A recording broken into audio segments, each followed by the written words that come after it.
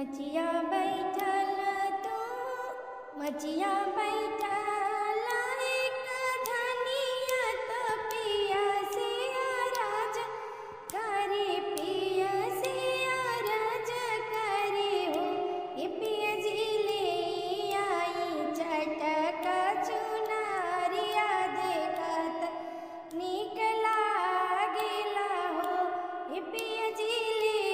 आई चटक चुनरिया देखत नीक लागेला हो बोलिया ताई धन बोलल सुनत नीक लागेला हो ए धनिया जबला खेली हे अगनावा देखत नीक लागेनु हो ए धनिया जबला खेली हे अगनावा देखत नीक लागेनु हो इतना बचन धनिया सुने लेता मन में दुखित भैली मन में दुखित भैली हो हे रामा कवना कसूर हम काइनी पुरुष तनवा मारन पुरुष तनवा मारेले हो भोरवे ही भोरावे नहा ई सूरज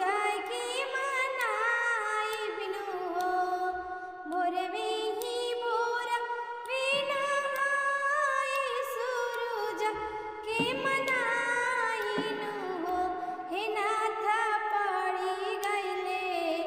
बजनी के नाम त जिंदगिया करत हो हे रामा पड़ गईले बजनी के नाम त जिंदगिया करत हो